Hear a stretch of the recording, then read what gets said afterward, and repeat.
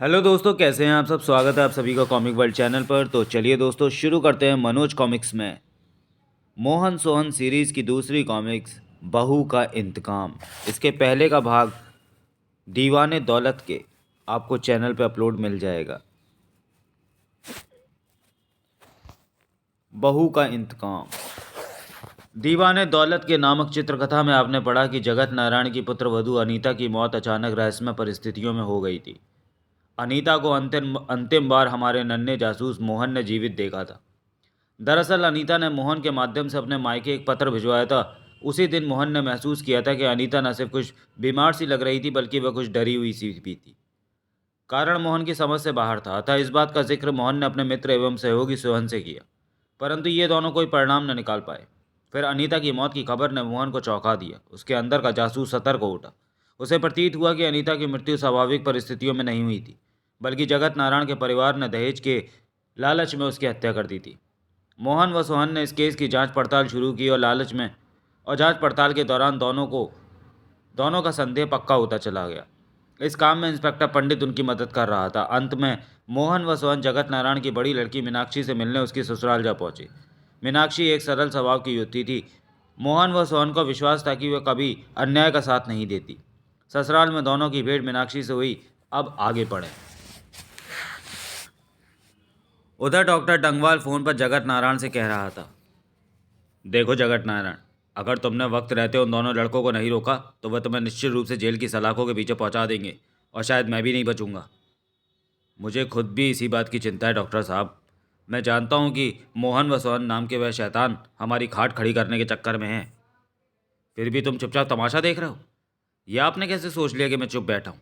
मैंने उनकी अकल ठिकाने लगाने के लिए किराए के कुछ गुंडे भी भेजे थे, परंतु इसका क्या किया जाए कि उन्होंने उन गुंडों को भी पीट दिया। वैसे मैं तुम्हें ठिकाने लगाने का जल्दी कोई दूसरा प्रबंध कर दूंगा। मैं कुछ नहीं जानता। या तो तुम उन लड़कों को ख़त्म करवा दो, वरना मुझे पुलिस की शरण में जाना पड़ेगा। आप मुझे थोड़ा सा वक्त दीजिए। मैं ज़्यादा से ज़्यादा 2 दिन का वक्त दे सकता हूँ। जगत नारायण ने फ़ोन रखा तो उसका मस्तिष्क बुरी तरह भन्नाया हुआ था। उफ, ये डॉक्टर का बच्चा 10,000 रुपये डकार कर भी मेरे लिए मुसीबत बनता जा रहा है। अब मुझे क्या करना चाहिए। दूसरी तरफ मोहन सोहन मीनाक्षी व उसकी सास दयावती से बातचीत कर रहे थे कि तभी वहाँ मीनाक्षी का पति रमेश भी आ गया। मोहन ने उन्हें अपनी योजना समझाई। सुनकर सभी गंभीर हो उठे। देखो मोहन भैया, अगर ये सच है कि मेरे परिवार के लोग अनीता के हत्यारे हैं, तो विश्वास रखो उन लोगों के साथ मेरी कोई हमदर्दी नहीं रहेगी। बहू ठीक कह रही है, ऐसे हत्यारों को तो सख्त से सख्त सज़ा मिलनी चाहिए। लेकिन इससे पहले आप लोगों को यह साबित करना होगा कि अनीता की वास्तव में हत्या की गई है। इसी वजह के लिए तो हम आपकी मदद चाहते हैं। चूँकि हम लोग चारों तरफ से निराश हो चुके हैं और हमें हत्या का कोई भी पुख्ता सबूत नहीं मिल सका, अतः हम आपकी मदद चाहते हैं। यानी तुम ये चाहते हो कि हमारे सहयोग से अनीता की हत्या के सबूत जुटाए जाएं और साथ ही उसका दहेज वापस दिलाया जाए। बिल्कुल ठीक। ठीक है मोहन भैया, मैं तुम्हें सोच कर जवाब दूंगी। किंतु इसमें सोचने ऐसी क्या बात है दीदी। इंसाफ का साथ देना तो हर इंसान का फ़र्ज़ है। मैं तुम लोगों को फिर विश्वास दिलाती हूँ कि अनीता भाभी की आत्मा के साथ मैं अन्याय नहीं होने दूंगी। कुछ देर बाद मोहन तथा सोहन की मोटरसाइकिलें पुनः सड़क पर दौड़ रही थीं। तुम्हारा क्या ख्याल है सोहन, मीनाक्षी दीदी अपने परिवार वालों को सजा दिलाने में हमारी मदद करेंगी? कह नहीं सकता मोहन प्यारे, खैर देखा जाएगा। अगले दिन सुबह मंदिर के बाहर संयोग से जगत नारायण की पत्नी लक्ष्मण ठेकेदार की पत्नी से मिली। राम राम बहन जी। राम राम। कुछ औपचारिक बातों के पश्चात, हाँ, तुम लोगों ने बेटी की शादी के बारे में क्या सोचा? अब तो एक ही इच्छा है कि कब वे आए और कब मैं पूर्ण रूप से प्रभु भक्ति में लगूं। सुनकर ठेकेदार की पत्नी का चेहरा गंभीर हो गया। अभी तो कुछ नहीं सोचा। दरअसल किसी ने हमारे ठेकेदार को आप लोगों के बारे में कुछ ऐसी बातें कह दी हैं जिसके कारण वे आपके यहाँ बेटी ब्याहने में हिचकिचा रहे हैं। ये आप क्या क्या ये आप क्या गजब कर रही हैं। लोगों का तो काम ही कुछ ना कुछ बकना होता है, उनकी परवाह करके। माफ़ करना बहन जी, हम कोई रिस्क नहीं ले सकते। अच्छा, कम से कम इतना तो बता दो कि ये आग लगाई किसने। मुझे ठीक ठीक तो नहीं पता कि वह कौन है, लेकिन सुना है वो तुम्हारे मोहल्ले का कोई लड़का है। फिर दोनों अपने अपने रास्ते पर चली गईं।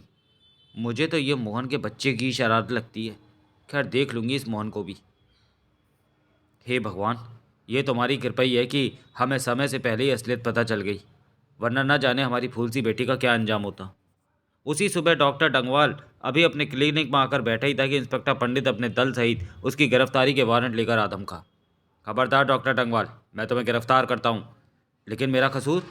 हमने गुप्त रूप से तुम्हारे क्लिनिक के रिकॉर्ड चेक करवाए थे, जिनसे मालूम हुआ कि तुम डॉक्टरी की आड़ में कई तरह के गैरकानूनी धंधे करते हो। यह झूठ है। झूठ और सच का फैसला तो अब अदालत में ही होगा। चलो। डॉक्टर टंगवाल के छक्के छूट गए थे। उसे अपने सारे गुनाह आंखों के सामने नाचते दिखाई देने लगे थे। इसके कुछ ही देर बाद मोहन सोहन पंडित से मिलने पहुंचे। Good morning uncle. Welcome Mohan Sohan, क्या हाल है? बैठो। हाल तो ठीक है अंकल, परंतु ये बताइए कि अनीता मर्डर केस की क्या प्रगति हुई? आओ, अभी तो मैं प्रगति दिखाता हूँ। पंडित उन दोनों को हवालात के सामने ले आया। डंगवाल को वहाँ उपस्थित देख मोहन सोहन चौंके। अरे डॉक्टर डंगवाल?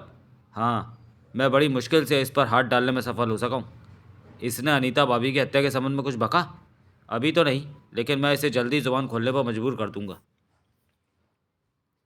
अगर आप कहें तो हम इसकी जुबान खुलवाने की कोशिश करें? नहीं, मुजरिम के लिए तुम लोग कसाई बन जाते हो, इसलिए यह काम मैं खुद ही करूँगा। ऐसे हरामजादों के लिए तो कसाई बन जाने में भी कोई बुराई नहीं है अंकल। अच्छा, अब हम लोग चलते हैं। उधर जगत नारायण को जैसे ही ये खबर मिली कि डॉक्टर डंगवाल गिरफ्तार हो गया है, उसके हाथों के तोते उड़ गए। आंखों के सामने जेल और फांसी का फंदा नाच उठा। ऐसी मुसीबत के समय जगत नारायण के मस्तिष्क में एक ही नाम कौन था? King cobra. मुझे इसी वक्त किंग कोबरा की शरण में जाना चाहिए। किंग कोबरा एक कुख्यात माफिया गैंग का चीफ था, जो दौलत के बदले हर तरह का जुर्म करता था। कुछ देर बाद जगत नारायण किंग कोबरा के रहस्यमय चीफ के सामने था। किंग, मुझे कानून से बचा लो, मैं तुम्हें मुंह मांगी रकम दूंगा। किंग कोबरा का तो काम ही कानून को उंगलियों पर नचाना है। बोलो, कानून तुम्हारे पीछे क्यों पड़ गया है? कोबरा। जगत नारायण ने जल्दी जल्दी किंग कोबरा के सामने पूरी घटना बयान कर दी। अब स्थिति यह है किंग की, डंगवाल ने जुबान खोल दी तो मैं बेवत मारा जाऊंगा।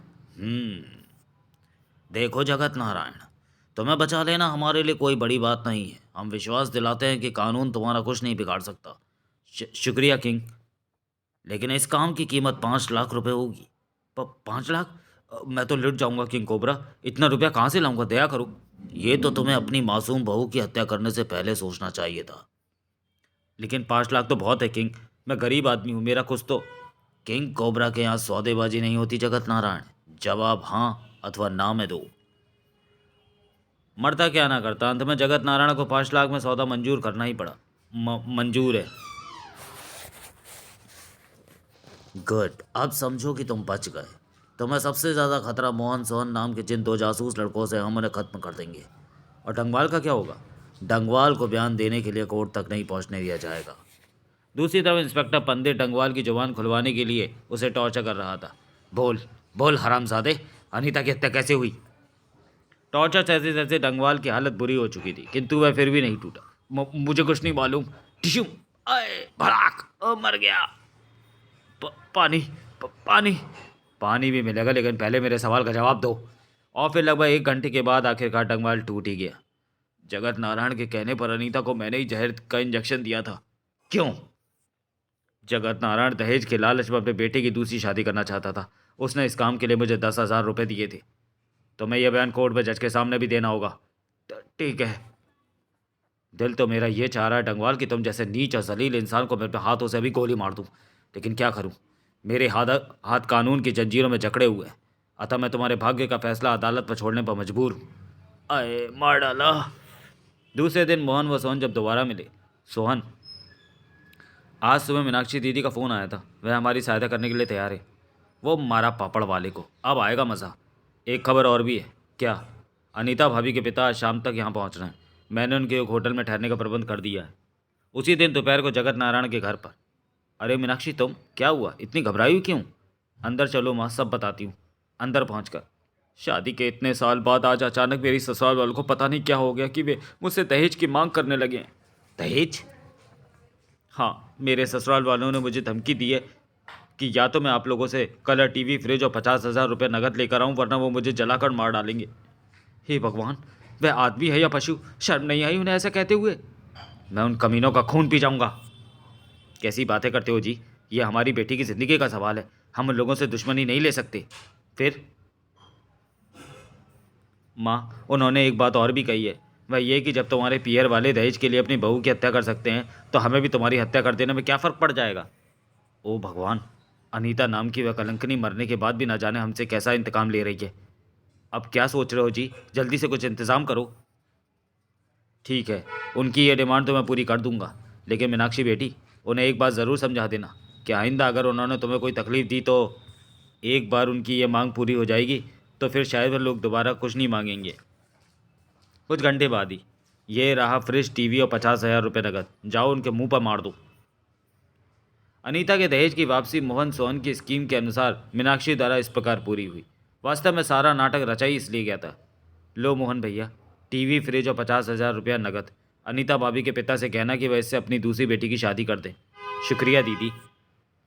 उसी शाम अनीता भाभी के पिता, भाई तथा बहन यहाँ पहुँच चुके हैं। चलो उनसे मिलने चलते हैं। ओह, ये तो बहुत ही अच्छी खबर है। कुछ देर बाद ही दोनों मोटरसाइकिल उस होटल के सामने खड़ी थी जिसमें अनीता के पिता व भाई आदि ठहरे हुए थे। अगले पल वे दोनों होटल के रूम नंबर 103 में अनीता के पिता, भाई तथा उसकी छोटी बहन कविता के सामने बैठे हुए थे। दीदी, आप तो बिल्कुल अनीता भाभी की हमशक्ल लगती हैं। इसे कुदरत का करिश्मा ही कहा जाएगा। निसंदेह ये दोनों बचपन से बिल्कुल एक ही जैसी लगती थी। इसी पॉइंट पर अभी अभी मेरे मस्तिष्क में जगत नारायण से उसका अपराध कबूल करवाने का एक बहुत ज़बरदस्त प्लान आया है। क्या? तब मोहन ने उन लोगों को अपनी स्कीम बताई। लेकिन ये तो बहुत ही रिस्क वाला काम है। हमारे रहते आप घबराते क्यों अंकल? नहीं नहीं बेटा, मैं अपनी दूसरी बेटी के लिए ऐसा कोई रिस्क नहीं ले सकता। मोहन व सोहन ने उन्हें बहुत समझाने की कोशिश की पर वह नहीं माने। अंत में, डैडी और भैया, प्लीज़ आप लोग इस मामले में चुप ही रहें। मैं अपनी बहन के खून का बदला लेने के लिए अपनी जान भी दे सकती हूँ, मगर मोहन भैया, ये लोग चाहे कुछ भी कहते रहें, मुझे परवाह नहीं है। मैं आप लोगों का हर तरह से साथ देने के लिए तैयार हूँ। शुक्रिया दीदी। अगली सुबह इंस्पेक्टर पंडित डंगवाल को जज के सामने पेश करने अपनी निगरानी में कचहरी ले गया। तुम्हें याद है ना, कोर्ट में तुम्हें वही कहना है जो सच है। हाँ, किंतु इंस्पेक्टर पंडित को क्या मालूम था कि मौत ठीक उसी समय किंग कोबरा के आदमियों के रूप में वहाँ डंगवाल की प्रतीक्षा कर रही थी। सावधान, वह आ रहा है, निशाना चूकना नहीं चाहिए। चिंता मत करो। फिर जैसे ही वे लोग पास आए, ठाक ठाक ठाक, एक पल को तो इंस्पेक्टर पंडित की समझ में भी ये नहीं आ सका था कि आखिर हुआ क्या था। किंतु फिर जैसे ही उसकी दृष्टि भागते हुए आक्रमणकारियों पर पड़ी, रुक जाओ वरना गोली मार दूंगा। अरे क्या हुआ? किंतु पंडित की चेतावनी का आक्रमणकारियों पर कोई प्रभाव नहीं पड़ा। अंत में अतः विवश होकर पंडित को गोली चलानी पड़ी। तभी दूसरे आक्रमणकारी ने पलटकर पंडित पर फायर किया। ठाक! किंतु पंडित ने बड़ी फुर्ती के साथ खुद को गोली से बचाते हुए दूसरे आक्रमणकारी पर भी फायर कर दिया था। गोली सीधी उस आक्रमणकारी के माथे पर जा धंसी। फिर पंडित फुर्ती के साथ आक्रमणकारियों के पास पहुंचा। माथे पर गोली खाने वाला तो तुरंत ईश्वरपुरी पहुंच गया था, लेकिन दूसरा अभी तक जिंदा था। पानी। तुम्हें डंगवाल पर गोली चलाने के लिए किसने कहा था? पानी। देखो, तुम इस वक्त उस स्थिति में हो जिसमें कोई भी झूठ नहीं बोलता। बताओ, डंगवाल की हत्या के लिए तुम्हें किसने नियुक्त किया था? King cobra. किंग कोबरा का नाम बताने के साथ ही वह गुंडा भी परलोकवासी हो गया। कमाल है, भला किंग कोबरा जैसे महाशक्तिशाली गैंग की डॉक्टर डंगवाल की हत्या में क्या दिलचस्पी हो सकती है? तभी पंडित को डंगवाल का ख्याल आया। ओह, मुझे डंगवाल को भी तो देखना चाहिए। लेकिन वहाँ भी पंडित को असफलता ही हाथ लगी। डंगवाल भी अब जिंदा नहीं था। उफ, जगत नारायण के खिलाफ आखिरी और सबसे पुख्ता सबूत भी खत्म हो गया। फिर कई घंटे बाद इस घटना से संबंधित औपचारिकताएं पूरी करने के बाद जब पंडित वापस लौट रहा था तो उसका मस्तिष्क बुरी तरह उलझा हुआ था। किंग कोबरा का इस मामले में टांग फंसाने का अर्थ है कि किसी तरह जगत नारायण ने उसका संरक्षण प्राप्त कर लिया है और अब शायद मोहन सोहन का जीवन भी सुरक्षित नहीं है। अब मुझे सबसे पहले उन नन्हे जासूसों की हिफाजत का प्रबंध करना होगा। दूसरी तरफ इस वक्त किसका फ़ोन हो सकता है? ट्रिन ट्रिन। हेलो मोहन, अगर तुम्हें अनीता की हत्या के सबूत चाहिए तो फ़ौरन मुझसे मेरे बताए हुए पते पर मिलो। उस रहस्यमयी और अजनबी स्वर को सुनकर मोहन चौंका। कौन हो तुम? इस बात को छोड़ो कि मैं कौन हूँ, बस सिर्फ इतना जान लो कि मैं भी तुम लोगों की तरह अनीता का एक हमदर्द हूँ। फिलहाल मेरे पास कुछ ऐसे पुख्ता सबूत मौजूद हैं जो पलक झपकते ही जगत नारायण और उसके परिवार को जेल की हवा खिला सकते हैं। अगर तुम्हारे पास वाकई ऐसे सबूत है तो तुम खुद उन्हें लेकर पुलिस के पास क्यों नहीं चले आते? मेरी कुछ मजबूरी है जिसके कारण मैं पुलिस के पास नहीं जा सकता। ठीक है, कहाँ मिलोगे? शहर की सीमा के बाहर। तुमने 16वीं शताब्दी के किले का खंडर देखा होगा। हाँ देखा है, वहीं चले आओ। मोहन ने फ़ोन करने वाले उस रहस्यमय व्यक्ति से वहां पहुंचने का वादा करके संबंध काट दिया, लेकिन तुरंत बाद उसने सोहन का नंबर डायल किया। हेलो सोहन, मैं मोहन बोल रहा हूँ। फिर वह सोहन को सारी बात बताने के बाद उसे निर्देश देता रहा। उसके बाद रिसीवर क्रेडल पर रख दिया। 1 घंटे बाद मोहन की मोटरसाइकिल उस खंडर के सामने रुकी। यहाँ मोहन अकेला ही आया था। उस स्थान पर दूर दूर तक निर्जनता और सन्नाटे के अतिरिक्त और कुछ भी नजर नहीं आ रहा था। मोहन खंडहर में दाखिल हुआ। कमाल है, मुझे तो उसने यहाँ बुला लिया, लेकिन खुद कहाँ है? फिर उसने आवाज़ लगाई, अरे कोई है? खंडहर में मोहन की आवाज़ बड़े ही डरावने अंदाज में गूंजती चली गई। ठीक उसी क्षण, आओ मोहन बेटे, हम लोग तुम्हारी ही प्रतीक्षा कर रहे थे। कौन हो तुम लोग? वैसे तो हम लोग किंग कोबरा से संबंध रखते हैं, लेकिन फिलहाल तुम हमें अपनी मौत भी कह सकते हो। इसका मतलब तुम लोगों ने मुझे यहाँ धोखे से बुलाया था? चलो, तुम्हें जल्दी ही अकल आ गई। दरअसल तुम्हें अनीता की हत्या के सबूतों का लालच न दिया होता तो तुम कभी इतनी आसानी से हमारे जाल में न फंसे होते। सुनो, किंग कोबरा ने तुम्हारी और तुम्हारे साथी सोहन की मौत का हुक्म जारी किया है। पहले तुम लोग मुझे अकेले से निपट लो बेटे, मेरे साथी की तो बाद में फिक्र करना। देखते क्या हो, पकड़ लो इसे। आदेश मिलते ही दो नकाबपोश एक साथ मोहन पर जंप लगा गए। या अभी वे नकाबपोश मोहन को छू भी नहीं पाए थे कि ओ अगले ही वार में दोनों नकाबपोशों को पता चल गया था कि जिससे वह टकराए थे वह इंसान नहीं बल्कि बिजली का बेटा था। आए अगले पल आए पलक झपकते ही वह नकाबपोश बेहोश हो गया। इतने में दूसरे नकाबपोश ने संभलकर पुनः मोहन पर छलांग लगा दी, परंतु मोहन के कराटे का नकाबपोश पर ऐसा वार पड़ा कि वह भी खुद को बेहोश होने से न बचा सका। शेष दोनों नकाबपोश इस दृश्य को देखकर सन्नाटे में आ गए। उफ, ये लड़का या शैतान, ऐसा गजब का फाइटर मैंने आज से पहले कभी नहीं देखा। फिर जैसे उन नकाबपोशों को होश आया, उनमें से एक फुर्ती से रिवॉल्वर निकालकर कुर्रा उठा। लगता है तुम्हारी मौत इस रिवॉल्वर की गोली से लिखी है। रिवॉल्वर देखकर मोहन ठिठक गया। अपने भगवान को याद कर लो मोहन बेटे। भगवान तो अभी तुम दोनों को याद आएगा बेटे। देखो दोस्त, अगर तुमने गोली चलाने का इतना ही शौक है तो क्यों बेकार में अपना और मेरा वक्त बर्बाद कर रहे हो? गोली चलाओ। कमाल का लड़का है, मरने का इतना ज़्यादा शौक मैंने आज से पहले किसी में नहीं देखा। ठीक है, हम तुम्हारा ज़्यादा वक्त बर्बाद नहीं करेंगे। लो, कहते हुए वह नकाबपोश रिवॉल्वर का ट्रिगर दबाने ही जा रहा था कि एक तरफ से फायर हुआ। रिवॉल्वर उसके हाथ से छिटक कर दूर जा गिरा। तभी दूसरे नकाबपोश ने भी रिवॉल्वर निकालने की कोशिश की, परंतु उसका भी वही परिणाम हुआ। उसी क्षण एक मलबे के ढेर के पीछे से सोहन बाहर निकला। ये दोनों फायर उसी ने किए थे। हुर्रे! मुझे देर तो नहीं हुई मोहन प्यारे? बिल्कुल ठीक वक्त पर पहुंचे हो सोहन प्यारे। कुछ देर बाद चारों नकाबपोश उन दोनों शैतानों के सामने बंधे पड़े थे। तुम लोग समझ ही चुके होगे कि मोहन इतना मूर्ख नहीं है जो किसी मछली की तरह आसानी से तुम्हारे जाल में फंस जाए। दरअसल जिस वक्त मुझे तुम में से किसी एक का फ़ोन प्राप्त हुआ था, मुझे उसी वक्त शक हो गया था। अतः मैंने सोहन को फ़ोन करके अपना पीछा करने का निर्देश दे दिया था, ताकि वक्त पड़ने पर वह मेरी मदद कर सके। अब तुम ये बताओ कि किंग कोबरा हमारी जान क्यों लेना चाहता है? हमें कुछ नहीं मालूम, हम तो सिर्फ हुक्म के गुलाम हैं। काफ़ी कोशिश के बाद भी मोहन व सोहन नकाबपोशों से मतलब की बात ना उगलवा सके। मेरे ख्याल से इन्हें यहीं इसी हालत में छोड़ देते हैं। कम से कम चलते वक्त एक बार इनके चांद से मुखड़े तो देख ही लें। सोहन ने चारों के चेहरों से नकाब उतार दी, किंतु उनमें से कोई भी चेहरा उनकी पहचान का नहीं निकला। अपने चीफ से कह देना कि आइंदा हमसे टकराने की कोशिश ना करे, वरना कोबरा नाम के ऑर्गेनाइजेशन का निशान तक बाकी नहीं बचेगा। खंडहर से निकलकर मोहन व सोहन सीधे इंस्पेक्टर पंडित से मिलने पहुंचे और उसे पूरा किस्सा बताया। हे भगवान, मैं तो अभी तुम लोगों की सुरक्षा के बारे में सोच ही रहा था और तुम उन लोगों से टकरा भी आए। अपने तो सितारे ही ऐसे हैं अंकल, हमने जगत नारायण से वास्तविकता उगलवाने की एक स्कीम बनाई है। क्या? तब मोहन सोहन ने इंस्पेक्टर पंडित को अपनी स्कीम सुनाई। स्कीम तो अच्छी है और उम्मीद है कि जगत नारायण फंस भी जाएगा, लेकिन इसमें सावधान रहने की बहुत ज़रूरत है। हम पूरी तरह से सावधान हैं अंकल। फिर वे लोग काफ़ी देर तक सिर जोड़े उस स्कीम में कमियां तलाश करते रहे। अंत में जब मीटिंग समाप्त हुई तो सभी के चेहरे खुशी से चमक रहे थे। तो आज रात का प्रोग्राम तय रहा? यस अंकल, अगली ही सुबह जगत नारायण के घर में। मालकिन, मैं आज से यहाँ काम नहीं करूँगी। क्यों, क्या बात हुई? कल रात मुझे अनीता बहू जी के भूत ने पकड़ लिया था। क्या बकती है? फिर नौकरानी ने जो कुछ बताया वह इस प्रकार था। वह अपने क्वार्टर में गहरी नींद सो रही थी कि अचानक उसे किसी ने झंझोड़ कर उठा दिया। उठकर देखा तो सामने अनीता का भूत खड़ा था, डरावना भूत। छोटी मालकिन आप? हाँ, मैं मौत। मैं जो लोग बेमौत मरते हैं उनकी आत्मा कभी शांत नहीं होती, हमेशा इसी तरह भटकती रहती है। परंतु आप तो। मैं बेमौत मरी हूँ लाजो, इस बंगले के लोगों से कह देना कि मैं उनसे अपनी मौत का बदला ज़रूर लूँगी। मैं अपने एक एक हत्यारे को कुत्ते की मौत मारूंगी। हे। बस मालकिन, भूत के मुंह से इतना सुनते ही मैं बेहोश हो गई थी। उसके बाद सुबह जब होश आया तो कमरे से भूत गायब था। अजी सुनते हो, देखो ये लाजो क्या कह रही है। सुबह सुबह क्या मुसीबत आ गई भगवान। फिर जब जगत नारायण को पूरी घटना का पता चला तो एक बार वह भी स्तब्ध रह गया। लेकिन अगले पल, झूठ, बकवास, मैं इन भूत वगैरह को नहीं मानता। जरूर लाजो ने कोई बुरा सपना देखा होगा।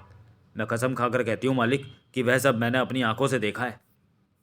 लाजो उसी दिन नौकरी छोड़कर चली गई, लेकिन साथ ही अपने पीछे उस बंगले में एक अजीब सा तनाव छोड़ गई।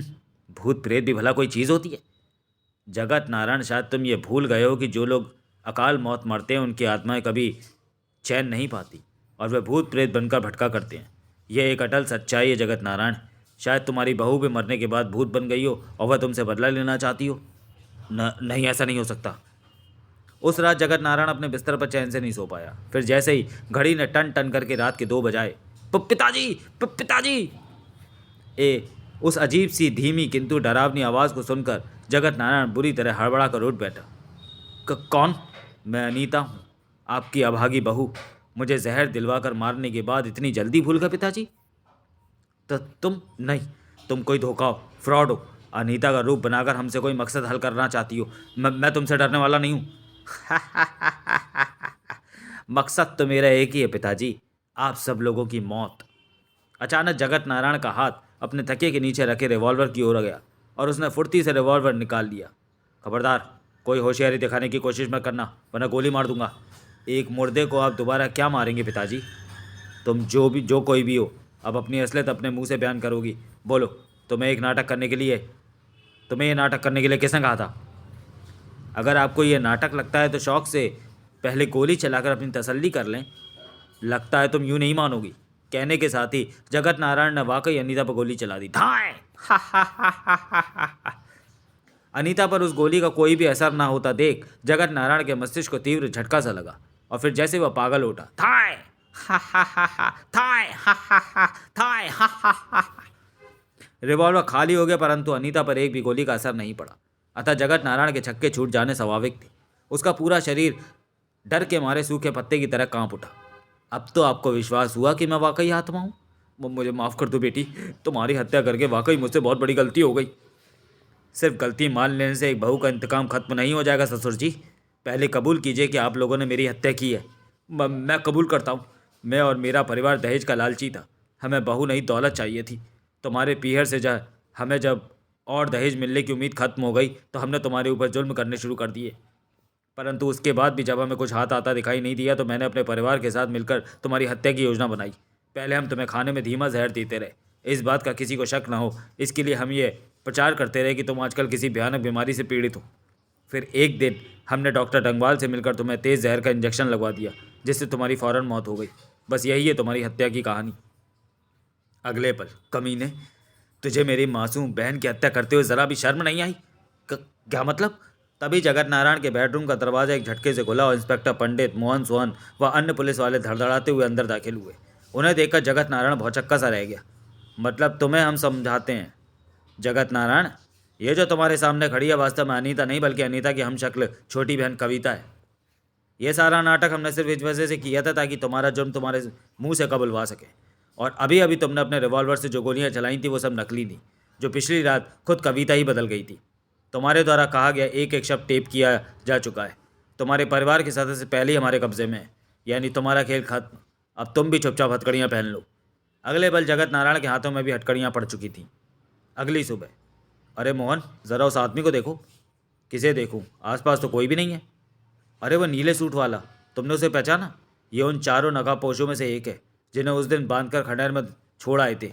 अरे हाँ सोहन, मुझे लगता है किंग कोबरा का ज़रूर इस होटल से कोई लिंक है। आओ इसका पीछा करते हैं।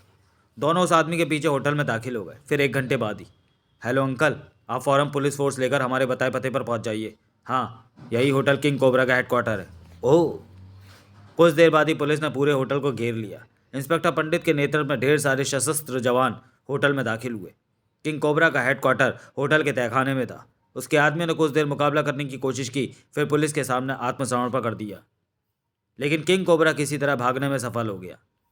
उसी शाम, वेल डन माय बॉयज़, तुम लोगों ने तो कमाल ही कर दिया। Thanks uncle. जानते हो कोबरा के हेडक्वार्टर से हमारे हाथ एक ऐसी फाइल लगी है जिसमें कोबरा के भारत भर में फैले एजेंटों के नाम और पते हैं। अब पुलिस इस देश में कोबरा का नाम निशान भी नहीं रहने देगी। पुलिस तो अपना काम करती रहेगी अंकल, अब हमें इजाज़त दीजिए।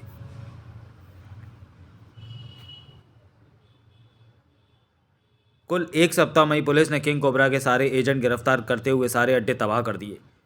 किंग कोबरा के देश से पुलिस द्वारा किंग कोबरा का सफाया, प्रसिद्ध बाल जासूस मोहन सोहन का नया कारनामा, देश का सबसे बड़ा माफिया गैंग खत्म। फिर चंद महीनों के बाद अदालत ने जगत नारायण अनीता के पति एवं सास को हत्या के जुर्म में आजन्म कारावास की सजा सुनाई। अरे, अगर मुझे मालूम होता कि उस कलमुई की हत्या करके ये फल मिलेगा तो मैं कभी ऐसा कदम ना उठाती। अब जैसा कर्म किया है वैसा तो भुगतना ही पड़ेगा भगवान। समाप्त। तो चलिए दोस्तों, वीडियो को यहीं समाप्त करते हैं और मिलते हैं मनोज कॉमिक्स में किसी और सीरीज़ में। तब तक के लिए धन्यवाद।